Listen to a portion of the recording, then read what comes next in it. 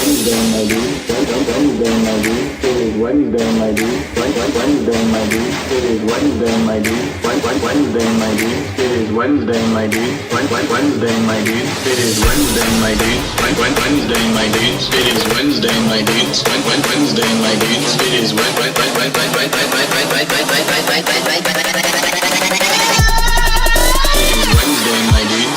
Wednesday, my dudes. It is Wednesday, my dudes. Wednesday, my dudes. It is Wednesday, my dudes. Wednesday, my dudes. It is Wednesday, my dudes. Wednesday, my dudes. Wednesday, my dudes. It is Wednesday, my dudes. Wednesday, my dudes. It is Wednesday, my dudes. Wednesday, my dudes. It is Wednesday, my dudes.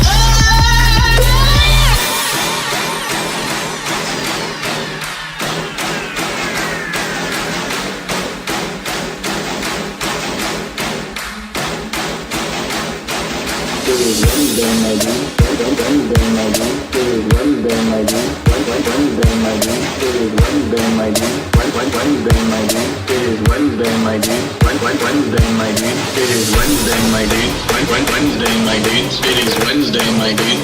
Wednesday, my dude. It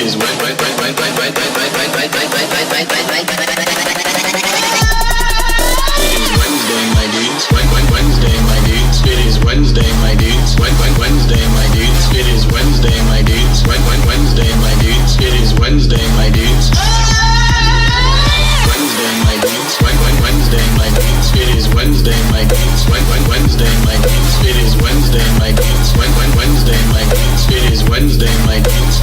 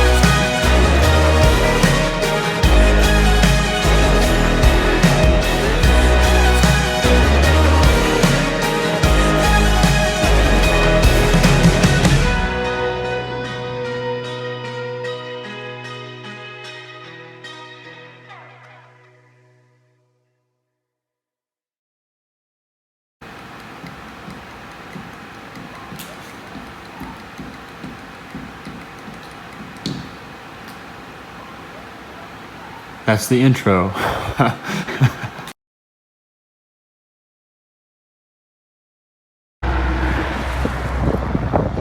Don't fall. Huh. That's cold. Florida, Kentucky, and Mississippi. Just tell. Of the laws, Mississippi. I've never lived in Mississippi. Wow. I've never even been to the state. Bad state. State probably sucks. Seems like a pretty crappy state to me. Yeah. What do they have? They have 2 S's, 4 S's. You can't even spell their I state. don't even know. Goodness. How are you Takes gonna half the spell it? alphabet. You don't live. You ever been to Mississippi? Rachel? Huh? You ever been to Mississippi? I'm not. Oh yeah, actually I have. Was it a good or bad Pretty state? crappy, right? It's Forgettable. Not, it wasn't that It's a memorable. forgettable state. Yeah, that Seems like a forgettable Oh. state. Yeah. You wouldn't miss it. Wouldn't miss it. Misses it. Miss. You can't spell Mississippi without miss. Or hippie. You can't spell it. Message for What about you, James? Oh. 2 truths and a lie. I went to Europe with my best friends in high school, and we rode bikes around the Colosseum. That's a lie. I wrestled an alligator one time at a zoo, and I cracked my skull on a chimney one time. I'm gonna guess the lie's the alligator. Yeah. That was the dumbest lie I've ever heard. Looking at pictures of beans.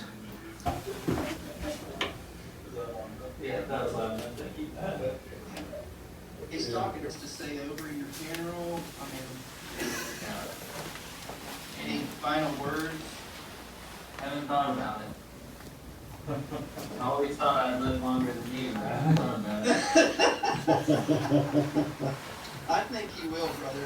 Many, many years. Speed chess? In James's office? Let's play speed chess. Too easy. Now we're gonna go explore the buildings down there 12:26. and see how much free stuff we can get. Edit that out. This is our potato patch. Over there. This is the Garden of Eden. Hey, look at this. Oh, there's a giant hole in the ground. We found the Grand Canyon. That's what happened with all the thunder last night. The thunder came and made a hole in the driveway. They're the aliens.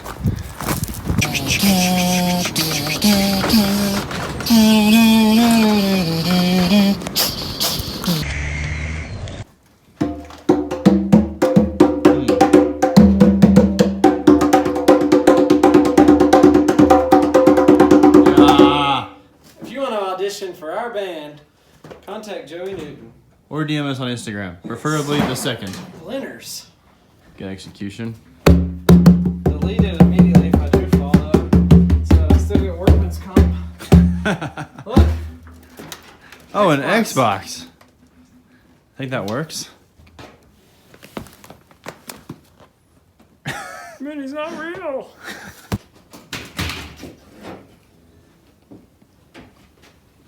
Is that a guitar? There's a whole guitar down here?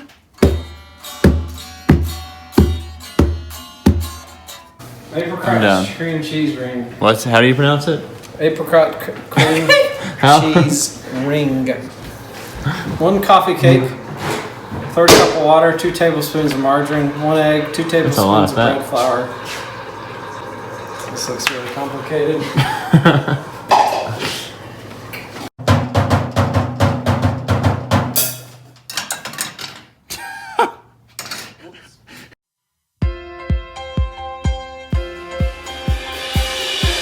I close my eyes and colors fly. There's no hiding from your grace. I can't deny your heart from mine. And it's unreal intent chase. I was on the edge of deception, caught up in my own hesitation, until your love took over me. So I let go and I let love show me life like it's supposed to be. An oasis, your oasis, all the freedom I ever need now.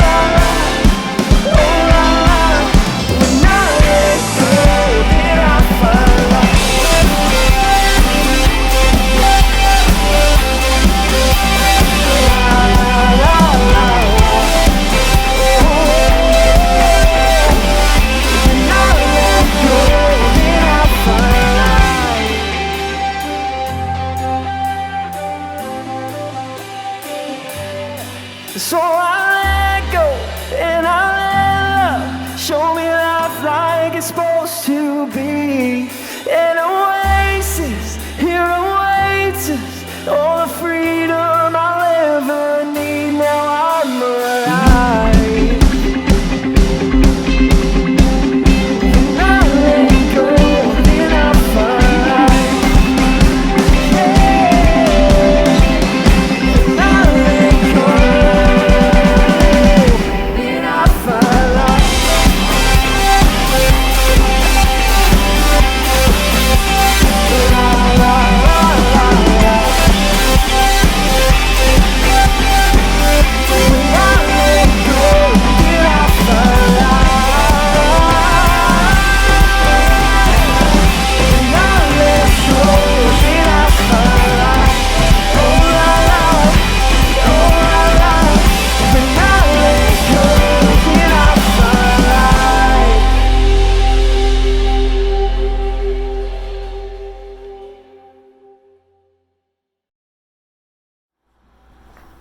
Hey everybody, What's up? welcome back to the watch party.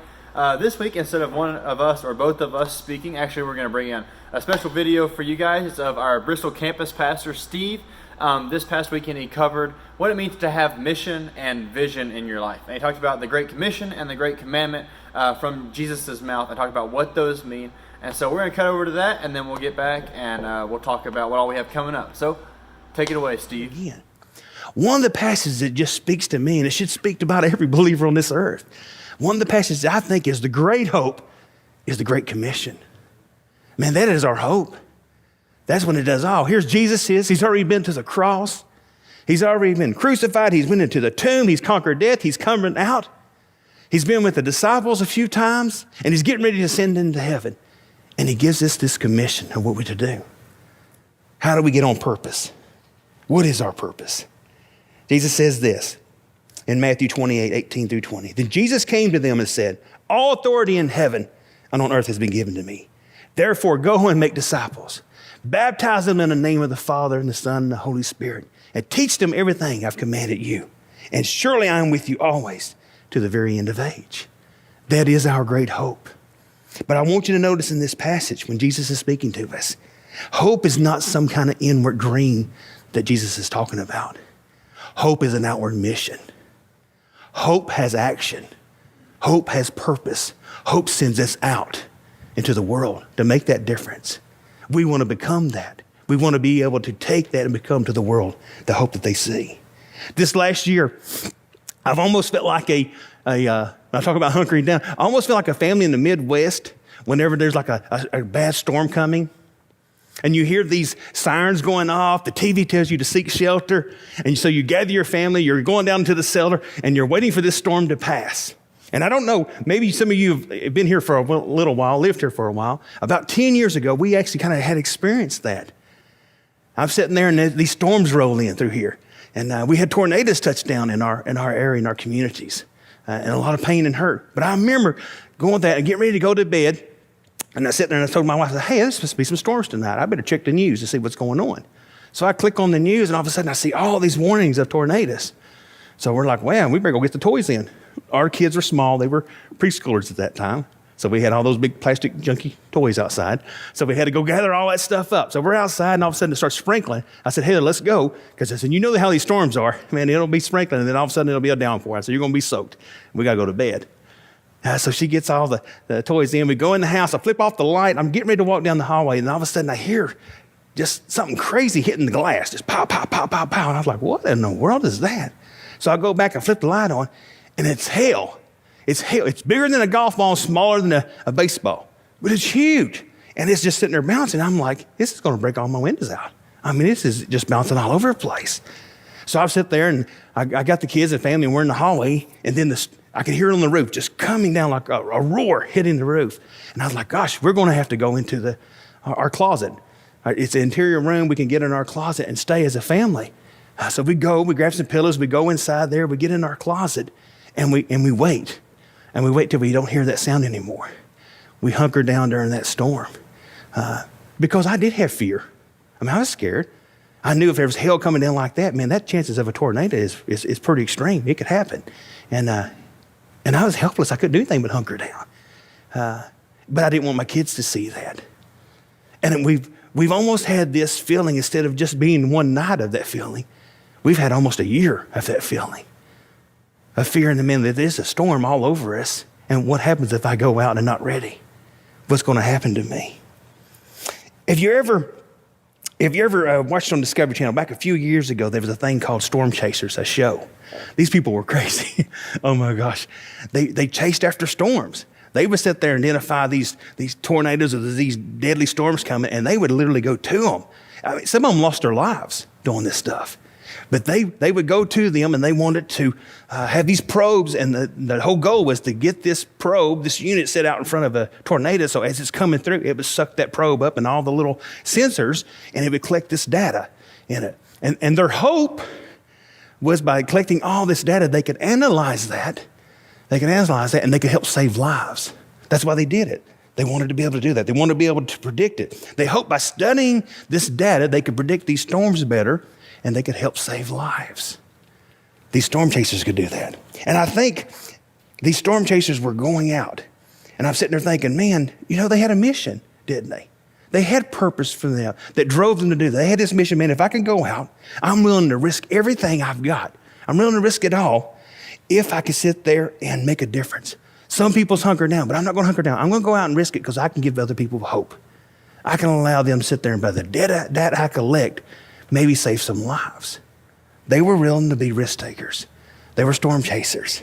As a believer today, I think we have to decide, are we going to hunker down in all these storms and all this uncertainty? Or are we going to go move forward? Are we going to be able to go out into the mess to make an impact, a difference? Are we going to do the mission God has called us to do, to make that difference?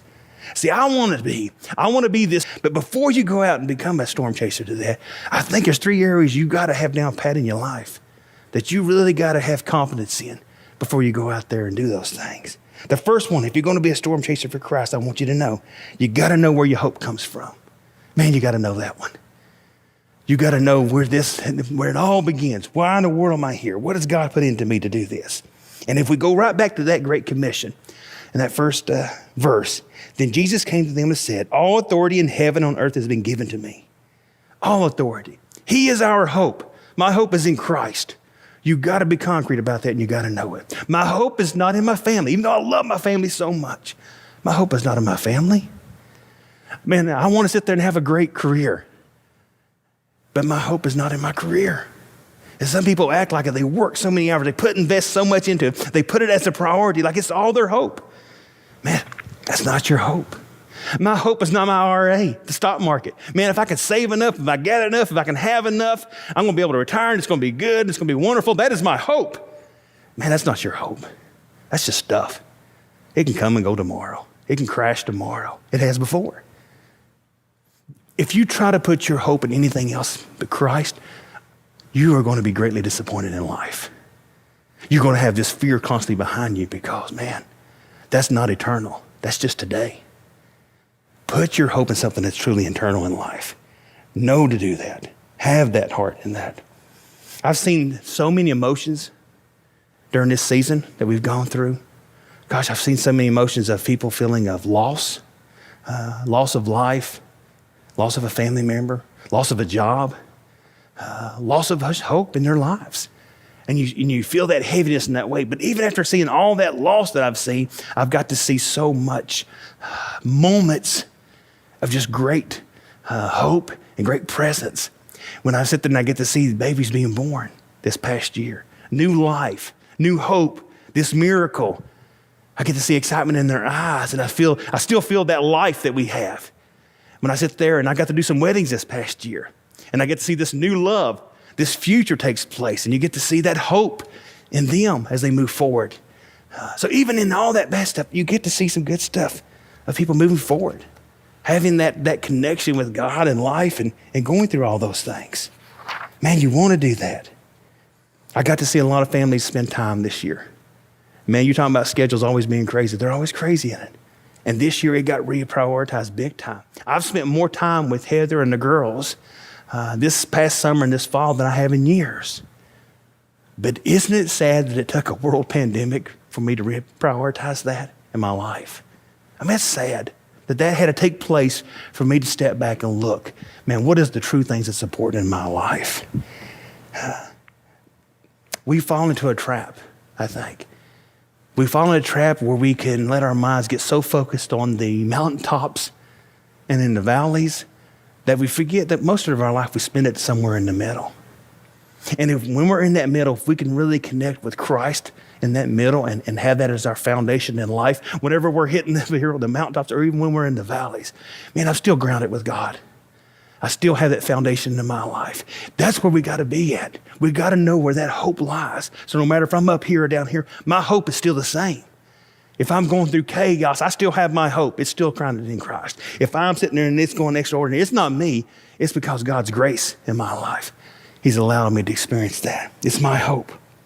So that was a great message. We thought that Steve put that a little bit better than me and James could put it. And so in our service this past Sunday, we talked a lot about some of the same stuff that Steve was talking about where we are going from here. And if there's no time, like right now, to change up what we're doing and change the course of what us as a youth are going to do in the future, whether it's next month, next year, or 5 years from now.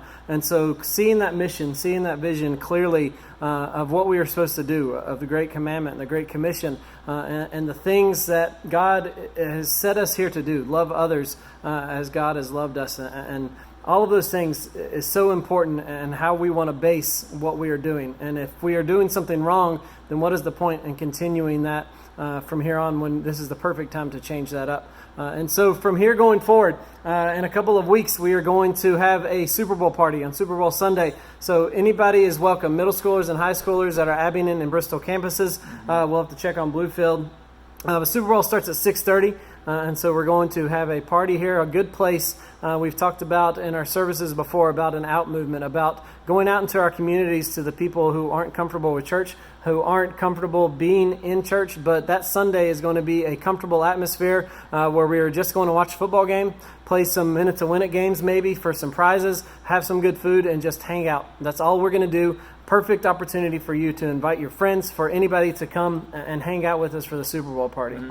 Yeah, and the next weekend, the 14th, we're starting a dating series talking about, hey, what does it look like to have a healthy relationship while I'm in high school or middle school, or should I even be in a relationship? And we're going to hit some tough questions in that. So we're pumped about that. I can't wait for you guys to come out to that because there's a lot of good stuff. I know when I was in high school, I definitely struggled. So yeah, me too. Yeah. So thank y'all for joining tonight. We'll catch y'all sometime soon, hopefully at the Super Bowl party or in that dating series, but we'll see y'all later.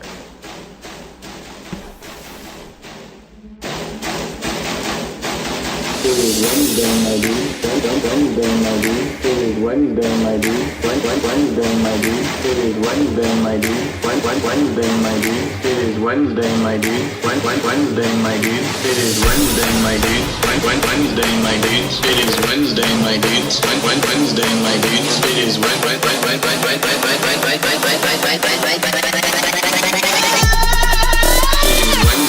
dudes. Wednesday, my dudes. It is Wednesday, my dudes. Wednesday, my dudes. It is Wednesday, my dudes.